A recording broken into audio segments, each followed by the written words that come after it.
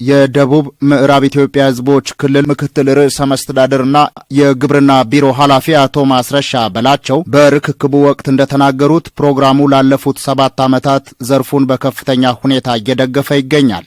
የግብርና ኤክስቴንሽንን ለማስፋፋት በምግብ ራስን ለመቻልና ከዝናብ ጠባቂነት ለመላቀቅ የሚያስችሉ ተግባራት ላይ ዘርፈ ብዙ ድጋፍ እያደረገ መሆኑን ነው የተናገሩት። በምግብ ራሳችን ለመቻል በመናረገው ሂደት ውስጥ አርሶና አርብቶ አደሮቻችን ዝናብን ብቻ በመመካት ከምንሰራው አሰራር ወጥተን በመስኖ እንድንሰራ ወይንም መስኖን ተግባራዊ እንድናደርግ የሚያስችል ድጋፍ ያደርጋል። የመስኖ አውታሮች እንዲገነቡ በማድረግ ማኳያ ትልቁን ድርሻ በመውሰድ እየሰራ ያለ ነው።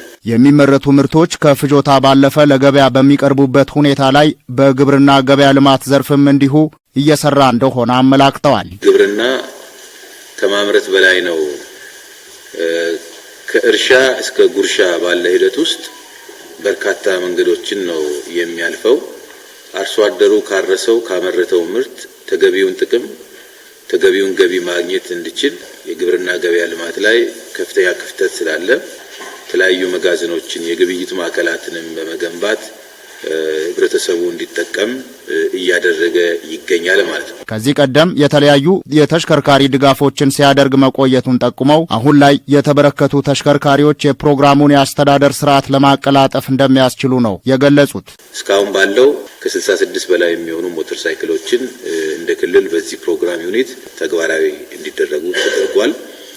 ይሄ ብቻ አይደለም። የተለያዩ ኮምፒውተሮችን የተለያዩ መሳሪያዎችን የእርሻ መሳሪያዎችን የሚሆኑ እየተገነቡ ካሉ የመስኖ አውታሮች የገበያ ልማት አውታሮች ባሻገር በቁስ ደረጃም በርካታ ስራዎችን ነው በዚህ ፕሮግራም ረገድ እየደገፍን እየሰጠን ያለ ነው። በዚህም በክልሉ ለሚገኙ 15 ወረዳዎች ለእያንዳንዳቸው አንድ ተሽከርካሪ በድጋፍ መበርከቱን አስታውቀው ተጨማሪ 150 ሞተር ሳይክሎችም እየተጓጓዙ እንደሆነ ተናግረዋል። ከዚህ ቀደም በድጋፎቹ አጠቃቀም ላይ ይስተዋሉ የነበሩ ችግሮችን በማረም በአግባቡ መጠቀም እንደሚገባም አሳስበዋል። አንዳንዴ በፕሮግራም የሚመጡት ተሽከርካሪዎች ለታለመላቸው ዓላማ ይውላሉ አይውሉም ወይ የሚለው ነገር ስናይ በርካታ ችግሮች አሉ። ዛሬ የመጣው ተሽከርካሪ ለኤፍኤስአርፒ ፕሮግራም ማስፈጸሚያ የሚውል ተሽከርካሪ ስለሆነ ለታለመለት ዓላማ እንዲውል አበክረን እንገልጻለን።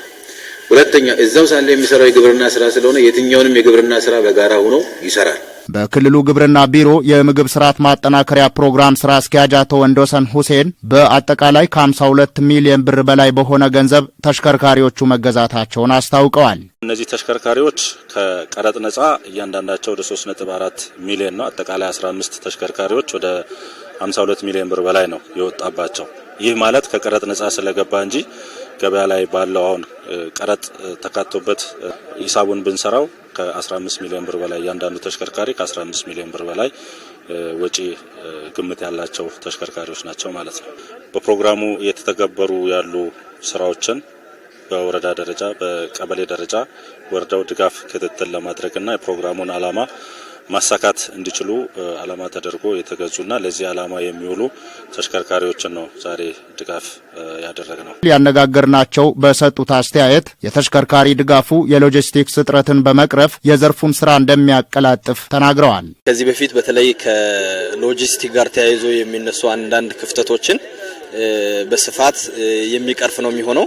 ግብዓት ከወረዳ ማዕከል ወደ ሳይት ለማድረስ ቀበሌ ለማድረስ እጅግ ከፍተኛ ችግር ያለበት ነበርና አሁን እንደዚህ አይነት የተሽከርካሪ ድጋፍ ሲደረግ ያው በፊት ሲያጋጥመን የነበረው ችግር ለመቅረፍ እና ነገሮችን በተሻለ መልኩ ለመስራት ምቹ አጋጣሚ የሚፈጥር ይሆናል ብዬ ተስፋ አደርጋለሁ። በአግባቡ ለመጠቀምና ለታለመለት ዓላማ ብቻ በማዋል ስራቸውን እንደሚያከናውኑም ገልጸዋል።